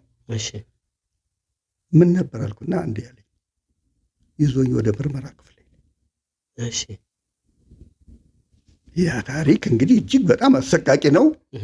ሲወስደኝ 1 2 3 የሚሆኑ ልጆች ወለል ላይ ውጭ ወለል ላይ ራቁታቸው ተቀምጠዋል። ምንም ፓንት ብቻ እንደለበሱ እጃቸውን ስታዩ ጥፍራቸው ተነቅሏል። እንዲህ ነው የሚደረግ ምርመራ ሲካሄድ ጥፍር፣ የእግር ጥፍር የምን ተነቃቅሎ ጀርባቸው እንትኑ ነው የሚታይ። ይሄ ውስጡ ስቡ አለ አይደለም፣ ቆዳው እንትን ብሎ የተገረፉት። በጋዜጣ ይለበለባል ገላህ። እንዲህ ቀልድ አይደለም እንትን እንዲል በቃ። እዛ በኋላ ያን ሁሉ አሳየኝ። ከዛ ምርመራ ክፍል ስትገባ ደግሞ እጅህ እንዲህ ይታሰራል። እዚህ ውስጥ እንትን ነገር ትታሰራለህ። አፉ ውስጥ በጣም የገማ የሰው ደም ያለበት ምን ያህል በጣም ግማቱ የማያስቀም እንደ አፍ እስኪቀደድ ድረስ ይጠቀጥቁታል እንትን ጨርቁን። ያን ጠቅጥቀው ያስሩታል። ከዛ በኋላ አንተ ምንም ማድረግ አትችልም። ወዲህ ብትል ታስረሃል፣ ተገልብጠህ ትገባለህ። እግርህ ላይ የጋለው እግርህ ላይ ውሃ ያርከፈክፉበታል። ያን ጊዜ ልክ እሳት የበላህ ነው የሚመስለው። ግሏል አይደለም እና እንዴ ሲያሳርፉበት ቆዳ እግርህ እንዳለ ሄዳል። ይህም ሁሉ ሲያሳየኝ ዋለና ፋንታዬ የምታመን ከሆነ ነፃ ትወጣለህ፣ የማታመን ከሆነ ግን ያው የእነዚህ እድል ነው የሚገጥመው። እያዞረ የሚያሳየኝ እንዲህ ለማድረግ ነው። እንድፈራ ነው። ፈርቼ ግፍ ነው ግን በጣም የተሰራ። ከዛ በኋላ አይተው ወንድሜ እኔ የለሁበትም አልኩት። ብዙም እንትን እንዳይል ጥቆማ አይደል የመጣው ከአዲስ አበባ ብዙም እንዳይገፋበት እኔ በቃ በውይይት ክበብ ደግሞ አለሁ ነው የምለው። አጭበርባሪ ነኝ በቃ ይወዱኛል እዛ። ከዛ በኋላ እስር ቤት ገባሁ በጥርጣሬ ብቻ። አዎ እስር ቤት ገባሁ ሁኔታው እስኪጠራ ድረስ እስር ቤት ገባሁልና እስር ቤት ደግሞ ስትገባ ይችን ታህል ክፍል የት ተገኝቶ የዚህ ግማሽ የሚሆነው 50 60 70 ሰው የሚተኛው የሚበላው እነዚያው እና እዛ ምንድን ነው የምታደርገው? እንትን ብቻ በቲሸርት ብቻ በፓካውት ብቻ ነው እንትን የምትለው። ምክንያቱም ሙቀቱን አልችለውም። እንዲህ ሲዘንብ በአፍ ውስጥ ይገባል የራስህ እንትን የሰውነት ላብ የታፈነ ነው። መስኮት የለ ምን የለ እና ተገርፈው ሲመጡ እንዲህ በአንድ ጎን ነው የሚተኙት። ገብቶሃል? እንዲህ አለፍ እያልኩ ልንገር ብሎ ነው በጣም እኮ እንትን ብሎ እንዲህ ተገነው የሚሉት። አንተ ትቆማለህ፣ ግማሹ ይቆማል፣ ጤነኛው ይቆማል። ሌሊት ቁመን የምታሳልፈው በተራ ነው የምተኛው። ስትቆም ደግሞ ሁለት እግር በሙሉ እንዲህ ከቆምክበት ሁለቱም እግር ቦታ ስለሚይዝ አንዱን እግር እንዲህ ታደርጋለህ፣ ታጥፋለህ። ስቃይ ነው እንዲህ እያደረግን ብዙ ጉድ ራሳቸውን የሚገድሉ አሉ። ሽንት ቤት ውስጥ እየገቡ በጣሪያ ከእንትን የሚለው አሉ። ፖሊሱን ተናንቀው እዚያው ከቻሉ ያመጣሉ፣ እንዲገላቸው ያደርጋሉ። እያደረጉ 3 ወር ከታሰርኩ በኋላ ወደ አዲስ አበባ ሪፈር ተባልኩ። በደንብ እንትን ለማለት አዎ እንዲታይ የነበርኩበት አዲስ አበባ ስለሆነ ጓደኞችም የታሰሩት እዛ ስለሆነ አዲስ አበባ ሄድኩኝ። አዲስ አበባ እንግዲህ በፖሊስ መኪና ተጭነን 2 ነን ከሀረር አዲስ አበባ በካቴና ታስረን እዛ ደግሞ አዲስ አበባ ያን ጊዜ በጊዜ በአንድ ቀን አደርስም አርፍደን የተነሳ ነው። ሌላ ከተማ ስትገባ እስር ቤት ነው የሚያስገቡ። አልጋ ምናምን አይደለም እንትናል እስር ቤት ያስረክቡሃል እንደቃ እዚያ ታስረህ ታድራለህ። ብትበላ ባትበላ ጉዳዩ አይደለም። ወስደው እዚህ አዲስ አበባ አስገባን ማለት ነው። አዲስ አበባ አሁን ደግሞ እንደካረዘበብ የአዲስ አበባ ደግሞ ልዩ ታሪክ ነው። እሺ ከዛ አዲስ አበባ ደረስን። አዲስ አበባ ስደርስ ጓደኞች አዩኝ።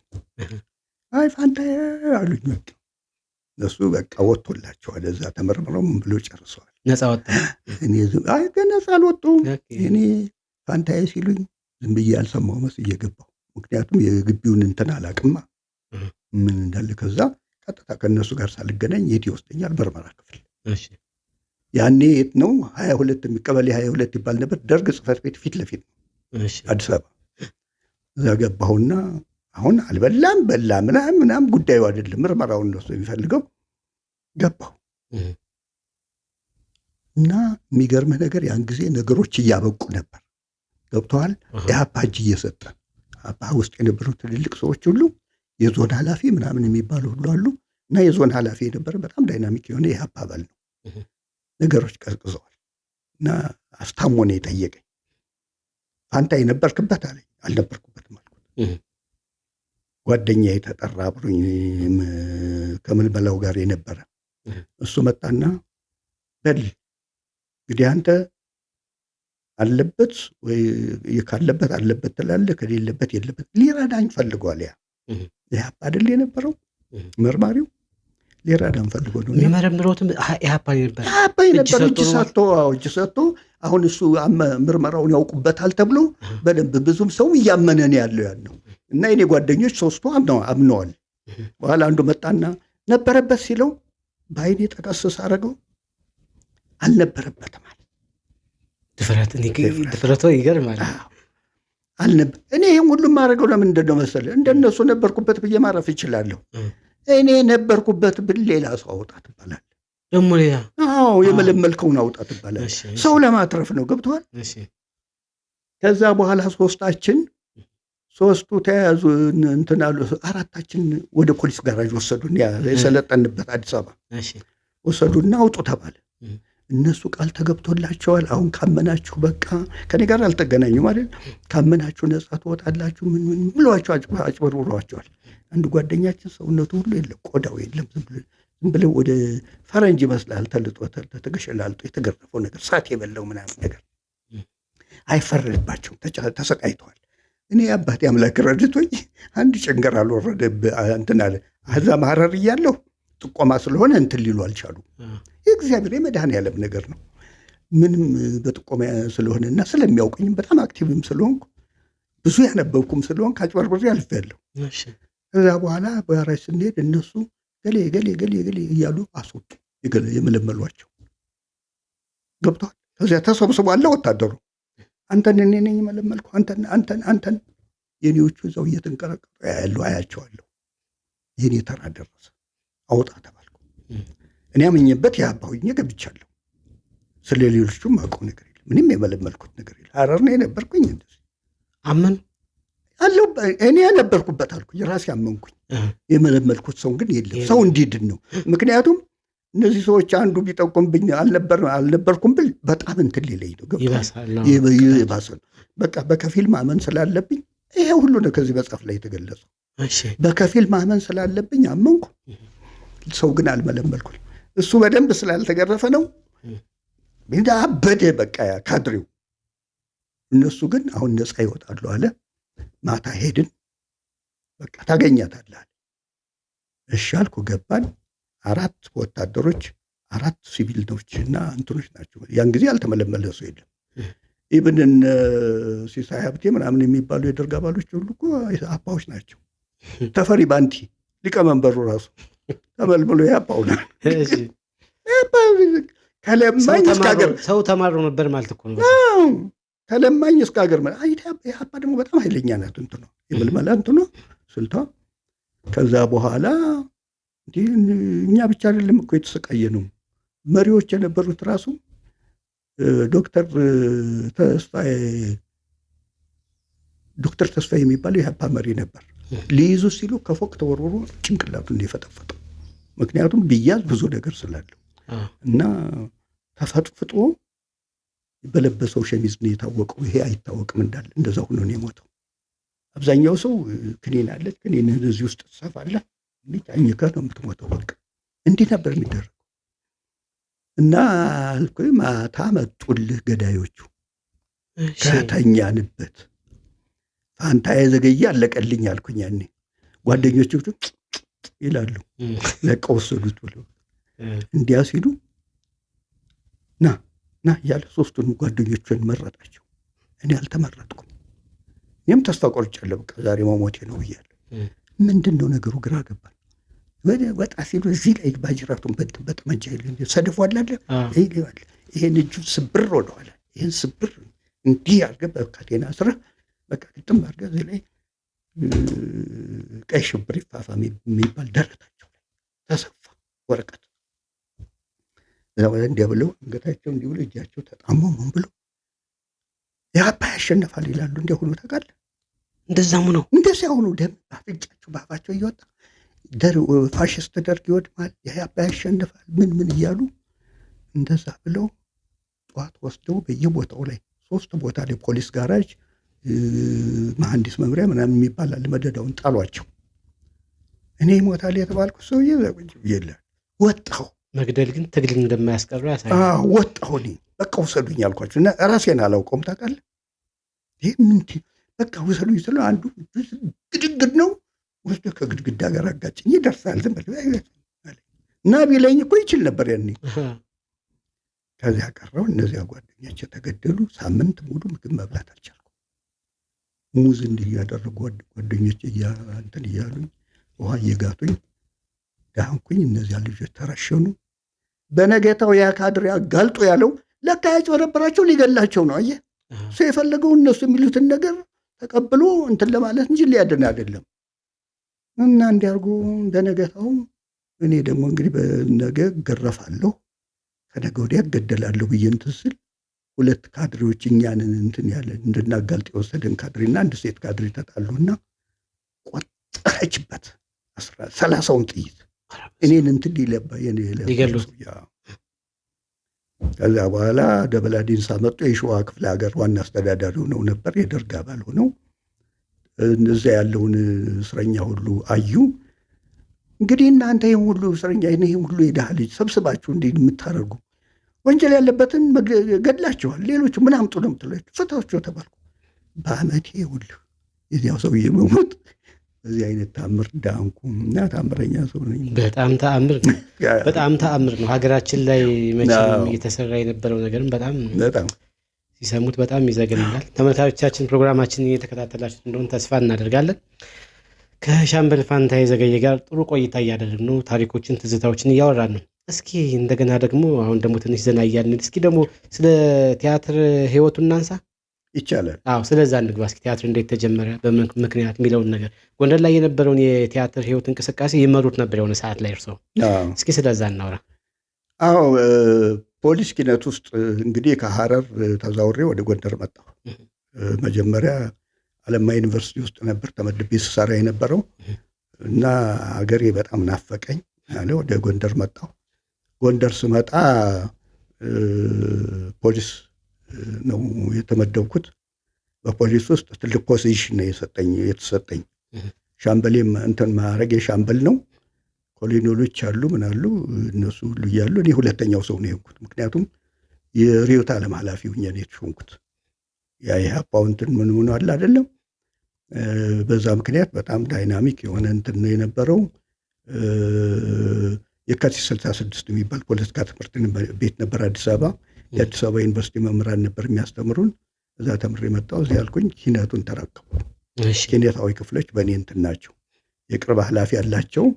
ያን ጊዜ ድሮ ምጽፍ ነበረ ገና ውጋዴ እያለሁ ሁሉ ዘለሌ ዘግንፍሌ፣ እርሳሱ በቀለ፣ እንትና የሚባሉ ደራሲያን አሁን ይሄ ብዙ ሰዎች ናቸው። እነሱ ጋር እየሆንኩ በኢትዮጵያ ቴሌቪዥን ምናምን የራሴን ስጽፍ ነበር። አጋጠመኝና የኪነት እንትን ሲሆን ቲያትሮችን መጽሐፍ ጀመርኩ። የተደራጀ የፖሊስ ኪነት አለ። ለእነሱ እየጻፍኩ አሳያለሁ፣ እንትና አሰለጥናለሁ። እነሱን ቲያትር እንዴት እንደሚሰራ ምን እንደሚል በደንብ እያሳየሁ ወደ 13 ቲያትሮች አሳይቻለሁ። ጎንደር ከተማ ድርሰት የርሶ? አዎ የራሴ ድርሰቶች እና ባህል አዳራሽ ነበር የምናሳየው። በአመት አንድ ጊዜ ሁሉ ውድድር አለ። እነ ጎይቶም ያን ጊዜ አብረው ነበር። ጎይቶም እና አሁን ደግሞ ማን ነው አንድ የመነኮስ አለ በጣም እንትና ጋሽ አስራድ ጎይቶም፣ እኔ አንድ ደግሞ ኮሚኒኬሽን ውስጥ የሚሰራ መምህር የነበረ ልጅ አለ አበራ የሚባል። እነዚህ እኛ ነበርን ተወዳዳሪዎቹ። እኔ እንግዲህ በቃ ሁሉ ነገር የተመቻቸልኝ ሰው ስለሆንኩ በቃ ያን ጊዜ ሙዚቃዊ ድራማ ነው የሚቀርበው። ቲያትሮቹ ሁሉ በጣም የሚገርሙ ናቸው። ሲኒማ ቤት ሰውን በግድ ገንዘብ እያስከፈልን ገንዘብ ለሚከፍለው እየመታን ነበር የምንመልሰው፣ ቦታው እየሞላ። በጣም የሚገርም ዘመን ነው የነበረው። አሁን እነ ግርማዬን እነ ወልደ አረጋይን ምናምን ያን ጊዜ ነው የሚያውቁኝ። እንግዲህ በዚህ እያወቁኝ ነው። ሌላ ሚዲያ ላይ እንደዚሁ አቅርበውኝ ነበር ከዚህ በፊት። ይሄንን ስለሚያውቁ ነው በጣም አክብረው በየጊዜው በእንትኑ የሚጠሩኝና እንደዛ እያደረኩኝ። ምን አይነት ቲያትሮች ታዩ? በጣም ታሪክ ያላቸው ቲያትሮች ይኖራሉ። ይዛቸዋቸው የዞሯቸው በየከተማው ያሳያቸዋቸው ይኖራሉ። እስኪ ስለነዛ እናውራ። ምን ርዕሳቸውስ ማን ይባላል? ከብዙዎቹ በጥቂቱ አንዱ ናስቲለው ይባላል። እሱን ነው ማንሳት ናስቲለውን በደንብ ጠይቀው እንዲጀምሩልኝ ብዬ ነው። ናስቲለው በደንብ እስኪ እዛው ላይ አውራው፣ ብዙ ታሪክ አለው ብለውኛል። እስኪ ናስቲለው እንግዲህ በጣም አስገራሚ የሆነ እንትን ነው። ያልጠበቅኩት አይነት ነው በህዝቡ ዘንድ ተወዳጅነት ያተረፈው። ፊውዳሎቹ በድሆቹ ላይ የሚያደርሱትን በደል የሚያሳይ እንትን ነው እና ናስቲለው ላይ እጅጉ የሚባል ልጅ ነበረ። በኋላ ኢንስፔክተር ሆኗል። ፖሊስ የቸቸላ አካባቢ ልጅ ነበር። ጎበዝ። መጀመሪያ ፖሊስ አልነበረም፣ በኋላ ነው የተቀጠረው። እሱ አለ፣ ሌሎችም። እሱ እንግዲህ ናስቲለው ወደኋላ የመጣ ነው። ገቢያነሽ የምትባል ልጅ ነበረች። የእንትና ባለቤት ናት። የሱራፌል ሱራፌል ራሱ ነበረ። እነሱን ልጆች ነው። በኋላ ደግሞ ከፖሊስ በኋላ እነሱን ይዤና ያን ያልከውን ፖሊስ እንግዲህ በ83 ሲመጣ እኔን አባረረኝ። ፖሊስ አልፈለገኝም። ሳይፈልገኝ ሲቀር እነዚህ ልጆች ሰብስቤ እነሱን ራሴ ደራሲ ይሄ በኢህአዴግ ሰዓት የነበረው በኢህአዴግ ሰዓት እሱን ይሄኛው ናስቲለው እንግዲህ በዛ ሰዓት የታየ ስለሆነ ነው እንዲያልኩ እንደዛ አደረግኩና እስከ ባህር ዳር ዩኒቨርሲቲ ፔዳ ግቢ ውስጥ ኢንጂነሪንግ ግቢ ይሄ ምንድን ነው የምትለው ኮተን ፋብሪካ፣ ጥጥ ፋብሪካ እነሱ ሁሉ እየሄድን ያሳየ ነው። ይሄን እናሳይ ነበርና እጅግ አስገራሚ በቃ ልክ እንደ ፍቅር እስከ መቃብር በላይ እነሱን ነው እንትን ያልኩት። ሌላው ከዛ በፊት የነበረው ልቡን ልቅ የሚል ነበረ። የታሪክ ጠባሳ ደግሞ የወያኔን እንትን የሚያሳይ ነው። ወያኔዎች እየመጡ ነበር ያኔ ደብረ ታቦር ምናምን አካባቢ ደርሰዋል። ፈቃደ ገለቱ የሚባል ልጅ ሆነ አታውቀው እንደው እንጂ ታሪኩን ሰምተህ ከሆነ እሳት የሚበላው ሰርከስ የሚያሳይ እኔ ልጅ እያለሁ አንደኛ ክፍል እያለሁኝ ፈለጋቢው ትምህርት ቤት መጥቶ ነበር እና ሁለት ልጆች ነበሩት አብረውት ምናምን አስታውሰዋለሁ። እሱ በጣም ጎበዝ ልጅ ነው። በጣም በሙዚቃውም ጎበዝ ነው። ላቫንደር ዘትር የምትል እንግሊዘኛ ጽፌ የሰጠሁት እንዴት እንደተጫወተው ብታይ ይገርማል። ሙዚቃ እሷን ይላል። እሱም ሌላ ታሪክ አለው። ስለሱም ነገር አለው ገጠመኞችን። ከዛ ይህን ባንዲራ የእንትን መጠቅለያ ያደርጓል። የእኛን ባንዲራ የስኳር መጠቅለያ ቲያትሩ ላይ እና የሚያደርሱትን በደል ሰው ያለቅሳል። በቃ ኮሎኔል ነበሩ የፖሊስ አዛዡ ክፍለ ሀገሩ ስቅስቅ ብለው ነው ያለቀሱት ቲያትሩ ላይ። በጣም የሚዘንትን የሚል ነገር ነው። በኋላ ይሄን ቲያትር የት እንሄዳለን? የጦሩ ክፍል ይሄው ተብሎ ለመቀስቀሻ ወደ አምባ ጊዮርጊስ አካባቢ እዛ ስንደርስ ፍቃደ ገለቱ ወያኔ ሆኖ ነው የሚሰራው። ቅጥነቱን ታውቃለህ? ጠባዳ ነገር ነው። በጣም ምርጥ አርቲስት ነው። በቃ ከሌላም ቦታ የነበረ ብዙ ሰዎች ጋር የሰራ ሰው ነው። ወላይታ ይዘፍናል፣ እንግሊዝኛ ይዘፍናል። የማያደርገው ነገር ሰዓት ይበላል፣ ያስወቅታል፣ ምን ይላል። በኋላ ይህን ሲሰራ አንዱ ወታደር ራሱን አላወቅም። ታውቃለህ? ምን ሆነ ብድቅ አለልና ቦምቡን ይዞ ይሄን ኪነት ጨርሷል። ስሜቱ የኢትዮጵያ ባንዲራ እንዲህ የሆነ በቃ አንቀጠቀጡ። አለቆች አሉ፣ ኮሎኔሎች ምናምን ብዙ አለቆች አሉ። ወታደሩ እንዳለ ነው ሜዳ ላይ ኦፕን ኤር ነው እና ሊለቀው ነው። ይህን ጨረሳችሁ ታስቆሙት እንደሆነ አስቆሙት ተባለ። ቀስ ተብሎ ገለል አደረጉት። በቃ ይሄ እኮ ድራማ ነው፣ ቲያትር ነው፣ ግድ የለም ችግር የለው ምናምን ተባለ። የዛን ጊዜ እንትን እኔ አይረሳኝም እንግዲህ የነበረው ስሜት እና እስከዚህ ነበረ ስሜት ያለው እንትን ነበረ። እዛ በኋላ እንግዲህ ፖሊስ ኪነት ፈረሰ። ሁሉ ነገር ሲፈራርስ ነው ደግሞ በግሌን ሱራፌል እናንተን ይዤ እንትን ያልኩት። አሁን ሱራፌል ሱሬ በጣም ጎብሳ ላኮራኝ ምናምን ስለው ስማ ሻምበል አሁን እኮ መመስገን ያለበት ሮኬቱን ወደ ጠፈር የወሰደው ሳይሆን ሮኬቱን እንዴት እንደሚሄድ ያስተማረው ሰው አንተን ነው እኛ የምናመሰግነው። በጣም ደግ ልጅ ነው። በጣም ሚስቱም እሱም በጣም አስተዋዮች ናቸው እና አሁን ለዚህ ደረጃ መድረሳቸው በጣም ደስ ይላል። አሁን ከተማው ላይ በቲያትሩ ደረጃ በኢትዮጵያ ደረጃ ማለት ይቻላል በጣም ስሙ የገነነና በጣም የገነነ ጎበዝም ነው። የተጨበጨበለትም ጎበዝ ሰው ነው። ጎበዝ ነው እና እንደዛ ያኔ በግለሰብ ቤት ነው እንግዲህ ማስጠናቸው የነበረ ቀበሌ እንትን እያልኩ እንግዲህ ምክንያቱም ፖሊስ እንትን ብላ በፖሊስም መጥቶ እንትን ብየዋለሁ። አየሁትና ንቁ መሆኑ ገብቶኛል ሱራፌል እና ፖሊስ እኔ ቢሮ ሲመጣ ረጋሽን እኮ እንዴት ነው አይዞህ ምንም ችግር የለም ቀጥል ግድ የለም አንተ ጎበዝ ነህ እንትን ትላለህ ይታይሃል። አንዳንዱ ሰው እንዴት ይታወቃል። እንደዛ ነው እና እንዲህ ያለ እንግዲህ ከዚህ ጋር ገጠመኞች እናንሳ። የሚያዝናኑ የሚያስገርሙ የሚያስደነግጡም ገጠመኞች አሉ እርስዎ ጋር ሰምቼ ነበርና እስኪ መላኩ ተፈራ ፊት የቀረቡበት አጋጣሚ አለ በቲያትር ህይወቱ ጋር ተያይዘው ወደ እሱ የቀረቡ እሷን እናንሳትና ከዛ በቲያትር ውስጥ ያሉ ገጠመኞች እናንሳቸው እስኪ። አንዱ ገጠመኝ ያው ያልኩህ አሁን በቦምብ ሊጨርስ የነበረው እሱ አንዱ ገጠመኝ ነው። መላኩ ተፈራ እያሉ ኪነቱን እዚህ ስታዲየም አለ አይደለም ሰው የሚሰበሰብበት ስታዲየም ፋሲለደስ ሜዳ ወደዚህ ያለው ስታዲየም እሱ ላይ ኪነቱን ሰብስቤ ኪነቱን እንትን ብለን እንትን እንላለን እናሳያለን። እያሳየን ነው ሙዚቃ እያሳየን ነው። ያው ሙዚቃዊ ድራማም ነገር እንትን ተላለ አጫጭር ነገሮች ጭውውቶች አሉ። በቃ ያን ጊዜ የምናሳየው ለማን ነው? ከየዞኑ የመጡ ስፖርተኞች አሉ። እነሱ እንዲያዩት ነው የተፈለገውና ከአለቆች ጋር ተነጋግረን እነሱ መዝናናት አለባቸው ተብሎ እያለ አሁን መላኩ ተፈራ በመኪና አንድ ጊዜ ዥው ብለው ያልፋሉ በመሃል በቲያትሩ ሜዳ አለልህ አይደለም ድንገት መጥቶ ያልፋሉ። ተዚያ ሲያዩ እንደገና በኋላ ማርሽ ይመጣሉ ወደኋላ።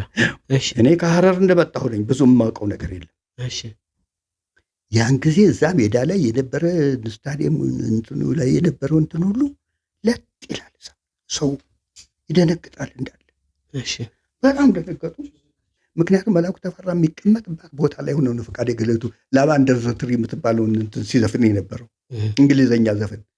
ወጣት ሁሉ ያጨበጭባል፣ ስፖርተኛ ሁሉ ምን ይላል እና በጣም የሚያስደነግጥ ነገር ነበር። አጃቢዎቹ ትልቅ ግዙፍ ናቸው። መጡ። ወድ መላኩ ይፈልገዋል። በጣም የሚፈራ ነው በሳቸው መፈለግ ነው። በጣም እንዴ ይፈልገዋል በቀጥታ። በቃ ሄድኩኝ፣ ተደገጥኩኝ። ምክንያቱም ወሬውን ሰማ ነበር። በአካል እኮ አላውቃቸውም ያኔ፣ ምክንያቱም እንግዳ ነኝ ከሐረር እንደመጣሁ። በኋላ ሄድኩና እንደምታየው አለባበሱ ምኑ ዋላ ነው። በደንብ አለባበስ እናንተ ደን ይወዱት ነበር ሰዎች። ንቃቱ ምኑም የሐረር ፖሊስ ምርጥ ነው። ደግሞ ፖሊስ ኮሌጅ ተምሬ መኮንን ሁኛለሁ። ገብተዋል። ወታደር አይደለሁ። ፖሊስ ኮሌጅ የተማረ ደግሞ ምርጥ ነው። በዛ ጊዜ ሰላምታ 3 ጊዜ ነው የሰጠኋቸው ደግጬ። እሳቸው ግን ሰላምታ አሰጣጤን ምናምን ደስ ስላላቸው እጄን ያዙኝ፣ እጄን ጨበጡ። ያን ጊዜ ወይ አልኩኝ። በቃ መኪና ውስጥ አስገብተው አለሜን ሊያሳየኝ ነው። ሰውም እንደዛ ነው ያለው።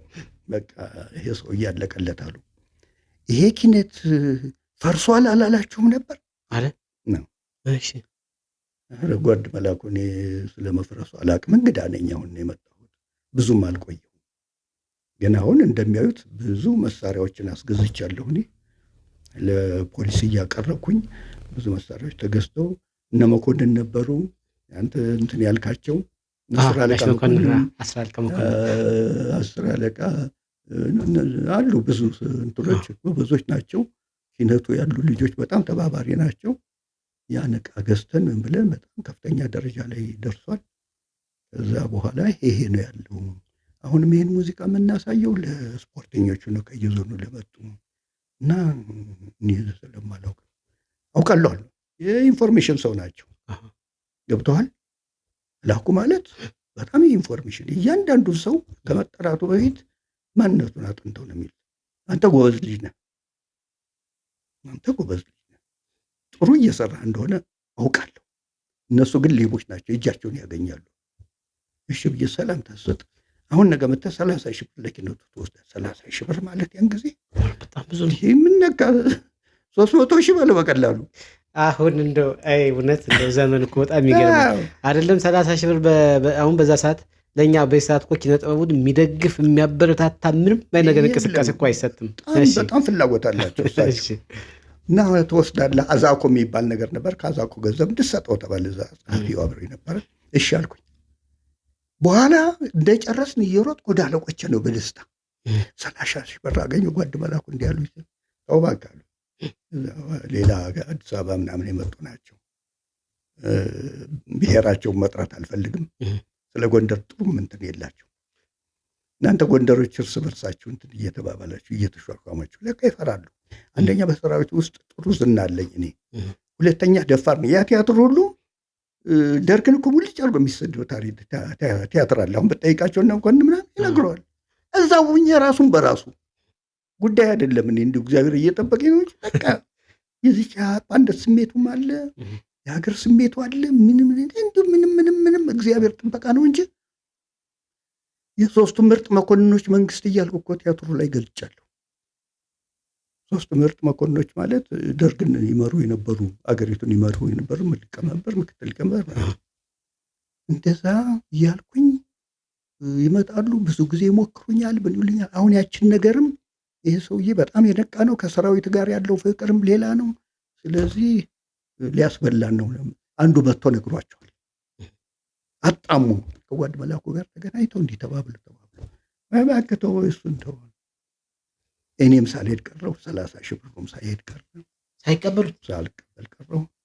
ጭራሹን ይባስ ብለው ሻምበል ማዕረግ እያለኝ በዛ በተከበርኩበት ቦታ ላይ እስር ቤት ውስጥ ወቆሩ። ነገር ምናምን እንትን ብሎበት በመጨረሻ ላይ ኢህአዴግ ሊመጣ አካባቢ እዛ በመመራው ሰራዊት ላይ ብዙ ነገር ነው። በዛ ውስጥ ብገባ አያልቅልህም። ለምን? ምክንያቱም እኔ እናገራለሁ። እዚህ ስብሰባ ላይ ውይይት ክበብ ሰራዊቱን ሰብስቤ የማስተምረው እኔ ነኝ። ካድሬዎችን የምመድበው እኔ ነኝ።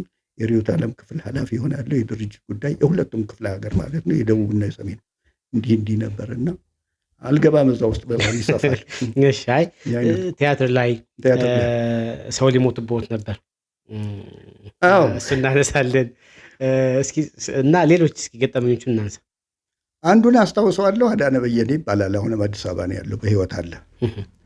አንዱ ልጅ ለካ ሁለቱ የሆነ ቅራኔ ያላቸው እኔ ያላወቅኩት እና ምን ያደርጋሉ፣ ሪሄርስ እናደርጋለን እንትን ላይ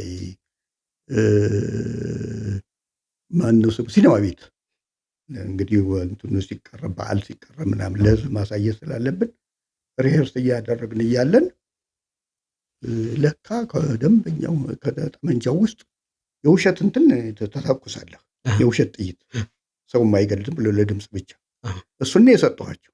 አጭሬ ለካ አንደኛው የእውነቱን ጥይት ቀርቅሮታል እዛ እንትን ውስጥ ጠመንጃ ውስጥ እና ይሄ ጠበኛ ስለሆነ ያዳነ በየነ ምል አሁን እንኳ በቅርብ እንትን ላይ ፌስቡክ ላይ እንትን ብዬው ገልጬው ይኸውልህ ዳንኩኝ በታምር ብሎ አዲስ አበባ ሆኖ ጽፎ ነበር እንትን ብሎ እና መጥቶ የነገረኝ ኧረ ሊገለኝ ነው የመግደያውን ጥይት ነው እዛ ውስጥ ያስገባው። ደነገጥኩ እና አልኩት ሲመጣ ቃታውን ስከፍተው ደንበኛ ጥይት ቀርቅሮበታል። ያን ጊዜ እንግዲህ ሬስ አይደል እኔ በስተት ነው ይልልሃል ምን ዝም ብለው ይላል። ልጅነት ነው ወጣቶች ናቸው የኪነት ነገር እንትናት ብለው በቃ ጉድ ሰርቶን ነበር። እንደዛ እግዚአብሔር አወጣኛች ጥይትም እንትን ብላ እሱንም ተቆጥቼ ደግሞ ይወዱኛል። አልቀጣም እኮ ነው መቅጣት የሚባል ነገር የለም። ሻምበል ደረጃ እስከደርስ ድረስ አታምነኝም። አንድ ጊዜ ብቻ ሁለት ልጆች ሲቪል ለብሰን ቢራ እየጠጣን ይረብሻሉ። እኔ ቀጭን ነኝ ድመት ነው የማከለው የማረጉ ራሱ ወደዚህ ሄዱ እንደዚህ እና ቀጭን ነኝ አልጠረጠሩም። መኮንን ነው ብለው ከኩባ የመጡ ናቸው። ኩባ ደግሞ ትንሽ እንትን ይላሉ ዘና ብለው ነው የሚመጡት። ምንድን ነው እናንተ ልጆች አትረብሹ እንጂ ምናምን ስላቸው ምን አገባህ ደግሞ ኧረ ተው።